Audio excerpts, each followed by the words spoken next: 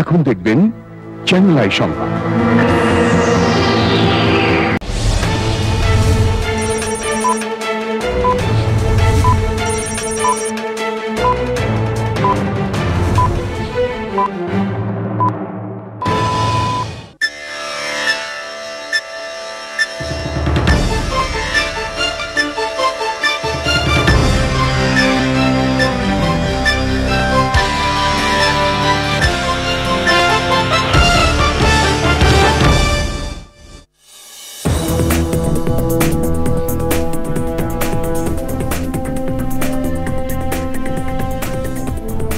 আসসালামু আলাইকুম, স্বাগত জানাচ্ছি চ্যানেল আই সংবাদে। সংবাদ কক্ষে আপনাদের সাথে আছি আমি প্রিয়াঙ্কা। বিস্তারিত সংবাদের শুরুতেই জানিয়ে দিচ্ছি ফ্রেশ আটা ময়দা সুজি সংবাদ শিরোনামগুলো। সমালোচনার মুখে ব্রিটেনের মন্ত্রিসভা থেকে টিউলিপ সিদ্দিকের পদত্যাগ, ক্ষমতায় থাকলে সরকারের কাজে সমস্যা হতে পারে বলে সরে দাঁড়িয়েছেন দাবি। জুলাই ঘোষণাপত্র চূড়ান্ত করতে বৃহস্পতিবার সর্বদলীয় বৈঠক, সংবাদ সম্মেলনে জানালেন উপদেষ্টা মাহফুজ আলম।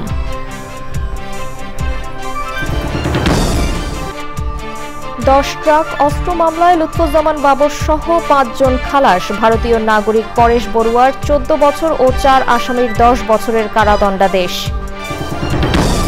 এবং 1 ফেব্রুয়ারি থেকে সৌদি আরবে ভ্রমণকারীদের জন্য মেনিনজাইটিসের টিকা বাধ্যতামূলক, জেদ্দায় 3 দিনের হজ মেলা শুরু।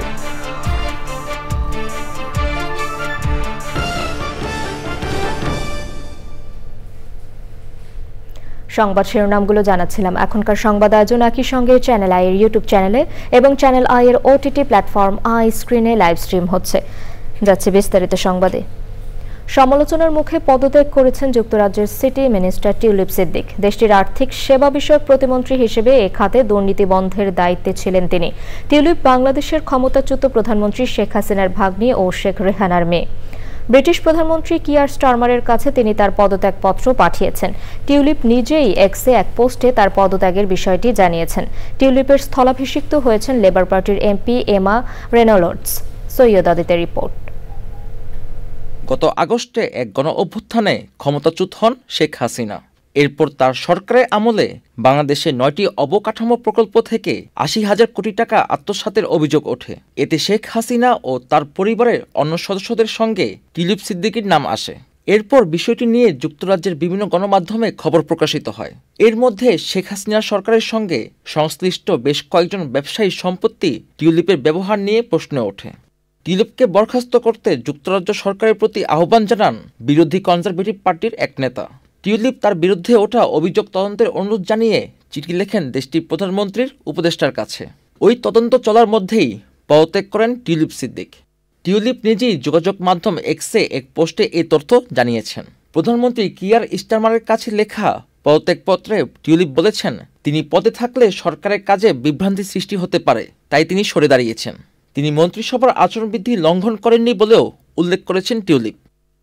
টিউলিপকে লেখা স্টারমারের একটি চিঠি প্রকাশ করেছে ব্রিটিশ প্রধানমন্ত্রীর কার্যালয়। সেখানে স্টারমার লিখেছেন, আপনার পদত্যাগপত্র গ্রহণ করার পাশাপাশি আমি এটাও স্পষ্ট করে বলতে চাই, স্বাধীন উপদেষ্টা হিসাবে স্যার লরি ম্যাগনাস আমাকে আশ্বস্ত করেছেন তিনি মন্ত্রী হিসাবে আপনার বিরুদ্ধে নিয়ম লঙ্ঘন ও আর্থিক অনিয়মের কোনো অভিযোগের ঘটনা পাননি। গত বছরের 4 জুলাই অনুষ্ঠিত যুক্তরাজ্যের সাধারণ নির্বাচনে লেবার পার্টি থেকে টানা 4র্থবারের মতো পার্লামেন্ট সদস্য নির্বাচিত হন টিউলিপ সিদ্দিক। এরপর তাকে economic secretary to the treasury and city minister পদে নিয়োগ দেওয়া হয়। 2015 সালে প্রথম যুক্তরাজ্যের পার্লামেন্ট সদস্য নির্বাচিত হন tulip. Syed Adit, channel I. July ঘোষণাপত্র চূড়ান্ত করতে সর্বদলীয় বৈঠক হবে বৃহস্পতিবার। প্রধান উপদেষ্টা অধ্যাপক ডক্টর মোহাম্মদ ইউনূস, উপদেষ্টা পরিষদ সহ সব রাজনৈতিক দল, ছাত্র সংগঠনের প্রতিনিধিদের থাকার কথা রয়েছে ওই বৈঠকে। মোস্তফা মল্লিকের রিপোর্ট। রাজধানীর ফরেন সার্ভিস একাডেমিতে জুলাই গণ অভ্যুত্থানের ঘোষণাপত্র চূড়ান্ত করতে সর্বদলীয় বৈঠকের তথ্য জানান উপদেষ্টা মাহফুজ আলম। সংবাদ সম্মেলনে তিনি জানান, ঘোষণাপত্র চূড়ান্ত করতে রাজনৈতিক দল ও সব অংশীজনদের সঙ্গে বৈঠক হবে। ঘোষণাপত্রটি কবে দেয়া হবে সেটিও চূড়ান্ত করা হবে ওই বৈঠকে। বৃহত্তর রাজনৈতিক দল বিএনপি, তার পরবর্তীতে জামাত এবং যারা নারী সংগঠনগুলো আছে, শিক্ষক সংগঠন, বিভিন্ন গ্রুপ অফ পিপল, স্টেক হোল্ডারদের সাথে, ছাত্রদের সাথে আমরা কথা বলেছি। যেটা জানতে পেরেছি যে তারা সবাই প্রোক্লেমেশনের বিষয়ে একমত আছেন যে ঘোষণাপত্রটি দিতে হবে। আগামী বৃহস্পতিবার আশা করি সবাই মিলে সর্বদলীয় একটি বৈঠক হবে। এই বৈঠকের ভিতর দিয়ে একটা ঐকমত্যের ভিত্তিতে একটি দলিল প্রণীত হবে এবং ছাত্রদের নেতৃত্বে যে গণ অভ্যুত্থান পরিচালনা করেছে সেই গণ অভ্যুত্থানের একটি প্রেক্ষাপট এবং গণ অভ্যুত্থানের যে প্রত্যাশা তা এই ঘোষণাপত্রটিতে প্রতিফলিত হবে। ঘোষণাপত্রে কি থাকছে, কারা ঘোষণা দেবেন, এমন প্রশ্নেরও জবাব দেন উপদেষ্টা। জুলাই যে ঘোষণাপত্রটি আপনি বলছেন, এটা আসলে সরকার ফ্যাসিলিটেট করছে বলে জানি। ঘোষণাটা কোন ব্যানারে আসবে? আমরা যদি চাই যে 3rd আগস্টে 5th আগস্টে আমরা যেভাবে কোনো ব্যানার ছাড়া জনগণ ঐক্যবদ্ধভাবে ছাত্রদের নেতৃত্বে উপস্থিত ছিল, সেম ঘটনাটা আমরা রিক্রিয়েট করতে চাচ্ছি, যেখানে আমরা আশা করি যে ডক্টর মোহাম্মদ ইউনূস স্যার এবং অন্যান্য যারা রাজনৈতিক দলের নেতৃবৃন্দ আছেন সবাই উপস্থিত থাকবে। ছাত্রদের নেতৃত্ব থাকবে, কিন্তু সব রাজনৈতিক দলের রিপ্রেজেন্টেশন থাকবে। ডক্টর মোহাম্মদ ইউনূস স্যার থেকে শুরু করে রাষ্ট্রের বিভিন্ন যারা দায়িত্বশীল আছেন, বিশেষ করে অ্যাডভাইজারি কাউন্সিলের অ্যাডভাইজার, ওনারাও থাকতে পারেন। গত 31শে ডিসেম্বর বৈষম্য বিরোধী ছাত্র আন্দোলন ও জাতীয় নাগরিক কমিটি ঢাকার কেন্দ্রীয় শহীদ মিনারে জুলাই গণ অভ্যুত্থানের ঘোষণাপত্র প্রকাশ করতে চেয়েছিল। তখন থেকেই এ নিয়ে রাজনৈতিক অঙ্গনে চলছে নানা আলোচনা। Mostafa Mallik, channel I, Dhaka.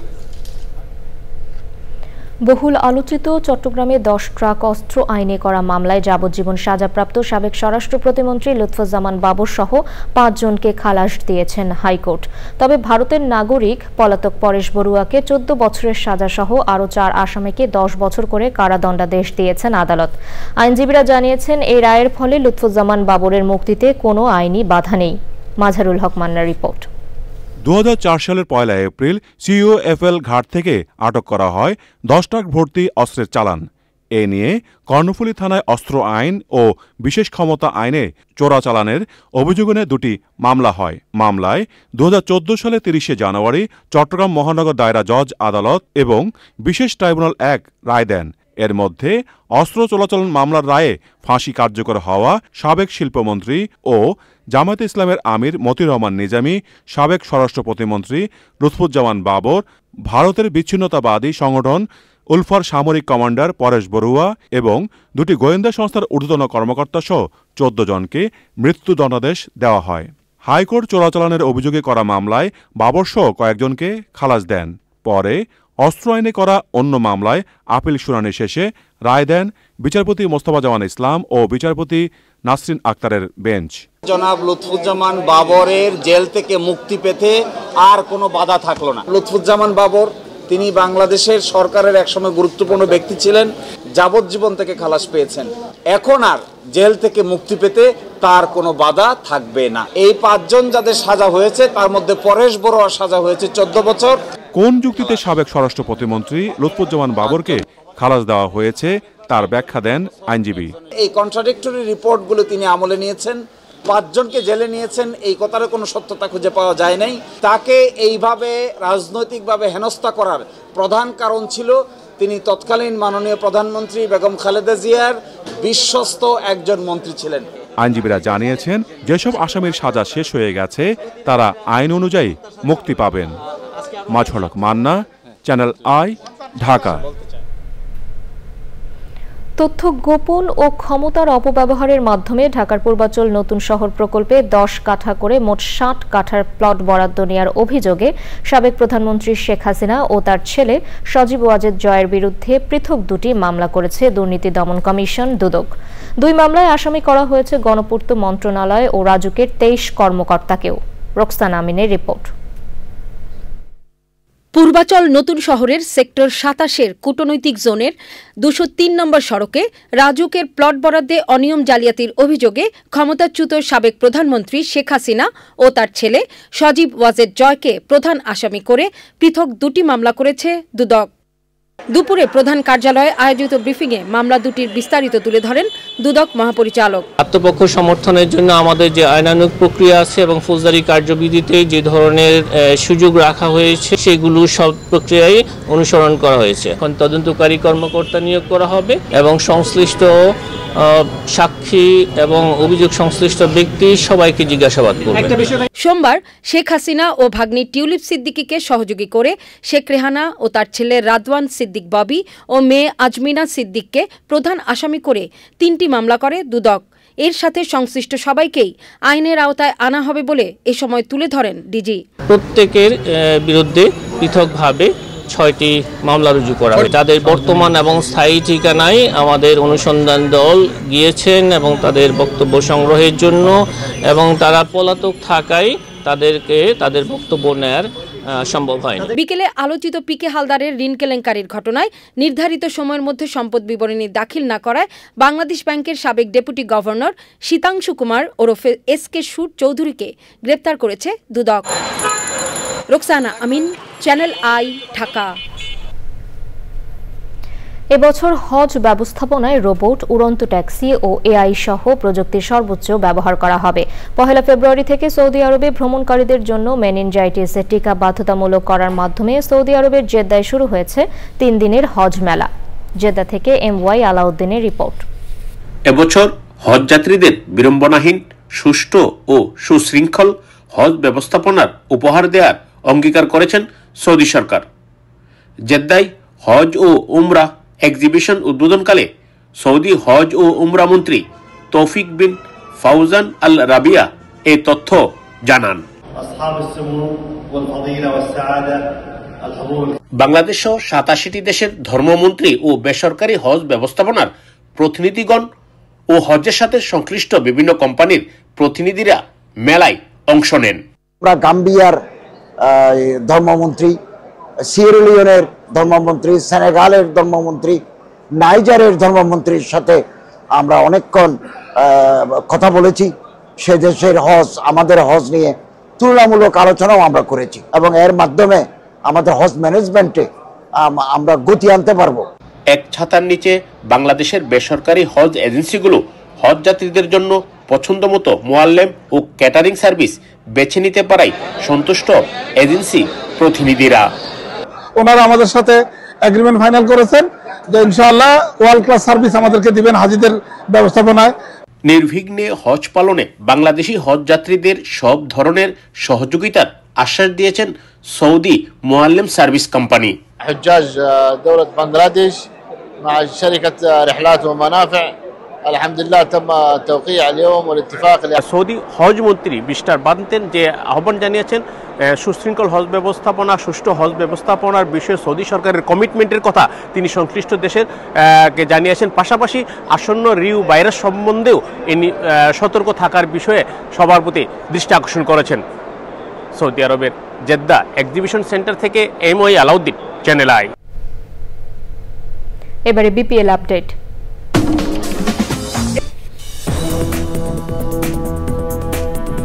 ফিরে এলাম বিরতির পর। যুক্তরাষ্ট্রের লস অ্যাঞ্জেলেসের ভেঞ্চুরা কাউন্টিতে অটো ফায়ার নামে নতুন আরেকটি দাবানল শুরু হওয়ায় আগামী 24 ঘন্টায় পরিস্থিতি আরও অবনতির আশঙ্কা করছে স্থানীয় আবহাওয়া অফিস। সেখানে নতুন করে শক্তিশালী বাতাস বইতে শুরু করায় দাবানল আরও ব্যাপক আকারে ছড়িয়ে পড়ার শঙ্কা তৈরি হয়েছে। জাতীয় আবহাওয়া সার্ভিস এক সতর্ক বার্তায় জানিয়েছে আগামী 24 ঘন্টায় সেখানে 100 কিলোমিটারেরও বেশি বেগে বাতাস বইতে পারে। এতে যেসব জায়গায় গত কয়েক মাসে কোনো ধরনের বৃষ্টিপাত হয়নি সেসব এলাকা আগুনের জন্য আরও ঝুঁকিপূর্ণ হয়ে উঠতে পারে।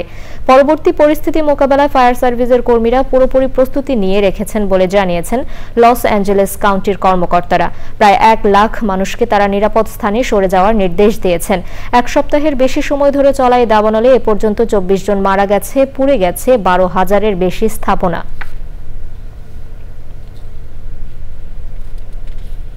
এবারে কৃষি সংবাদ।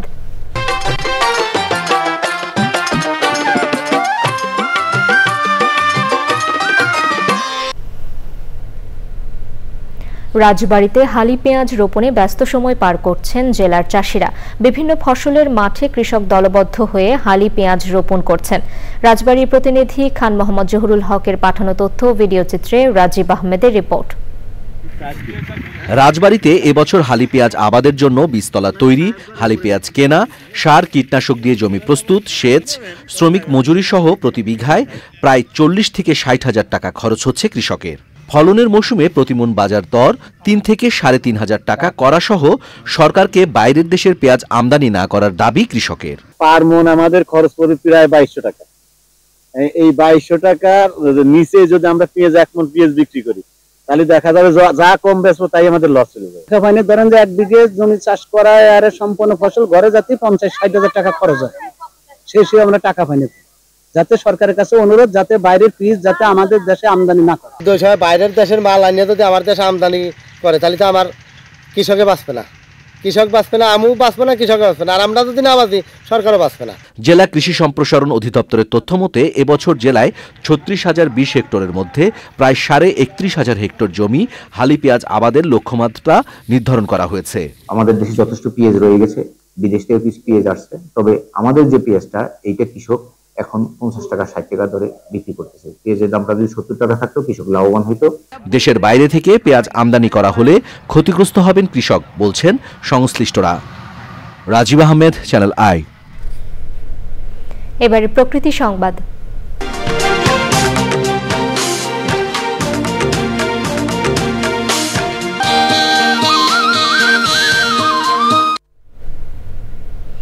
মাদারীপুরে কুমার নদের জমিতে বহুতল ভবন নির্মাণ করা হচ্ছে। স্থানীয়দের অভিযোগ, পরিবেশ বিরোধী এমন কর্মকাণ্ড বন্ধে প্রশাসনের কোনো উদ্যোগ নেই। তবে প্রশাসন বলছে দখলদারদের উচ্ছেদে তালিকা করা হচ্ছে। মাদারীপুর প্রতিনিধি মোহাম্মদ রাহাত হোসেনের তথ্য ভিডিও চিত্রে আফরোজা হাসির রিপোর্ট। রাজৈর উপজেলার শঙ্করদী টেকেরহাট বাজারের পেছনে নির্মাণ করা হচ্ছে বহুতল ভবন। স্থানীয়দের অভিযোগ, 2 বছর ধরে কুমার নদ দখল করে চলছে এই ভবন নির্মাণ। নদের জমিকে উত্তরাধিকার সূত্রে পাওয়া বলে দাবি করছেন ভবন মালিক। প্রাণ প্রকৃতি ধ্বংসের এমন কর্মকাণ্ড বন্ধে প্রশাসনের কোনো কার্যকর পদক্ষেপ নেই বলে অভিযোগ এলাকাবাসীর। 2-3 আগে বিল্ডিংটা কাজ কিছু করছে, আপাতত বন্ধ ছিল, আবার ইদারিং করতেছে। তারা বলে যে আমাদের যে কোটি সম্পত্তি আমাদের কাগজপত্র আছে সেই বলে তারা কাজ করতেছে। উপজেলা প্রশাসন জানিয়েছে নিষেধাজ্ঞা অমান্য করে নদের জমিতে নির্মাণ কাজ চলছে। তবে এ বিষয়ে আইনি পদক্ষেপ নেওয়া হচ্ছে কিনা সে বিষয়ে স্পষ্ট কিছু জানায়নি প্রশাসন। যদি নদী শ্রেণী সম্পত্তি হয়ে থাকে বা আসলে সরকারি সম্পত্তি হয়ে থাকে বা নদীর ভেতরে হয়ে থাকে সেক্ষেত্রে আসলে আমরা সেই কাজটিতে করার ক্ষেত্রে আমরা বাধা প্রদান করবো বা সেই কাজটি সম্পন্ন করতে দেব না। কুমার নদ রক্ষায় সরকারের উচ্চ মহলের হস্তক্ষেপ দাবি করেছেন স্থানীয়রা। আফরোজা হাসি, প্রকৃতি ও জীবন ডেস্ক, চ্যানেল আই। এবারে খেলার খবর। শেষ আটা ময়দা সুজি সংবাদ শিরোনামগুলো জানিয়ে দিচ্ছি আরো একবার। সমালোচনার মুখে ব্রিটেনের মন্ত্রিসভা থেকে টিউলিপ সিদ্দিকের পদত্যাগ, ক্ষমতায় থাকলে সরকারের কাজে সমস্যা হতে পারে বলে সরে দাঁড়িয়েছেন দাবি। জুলাই ঘোষণাপত্র চূড়ান্ত করতে বৃহস্পতিবার সর্বদলীয় বৈঠক, সংবাদ সম্মেলনে জানালেন উপদেষ্টা মাহফুজ আলম। 10 ট্রাক অস্ত্র মামলায় লুৎফুজ্জামান বাবর সহ 5 জন খালাস, ভারতীয় নাগরিক পরেশ বড়ুয়ার 14 বছর ও 4 আসামির 10 বছরের কারাদণ্ডাদেশ। এবং 1 ফেব্রুয়ারি থেকে সৌদি আরবে ভ্রমণকারীদের জন্য মেনিনজাইটিসের টিকা বাধ্যতামূলক, জেদ্দায় 3 দিনের হজ মেলা শুরু।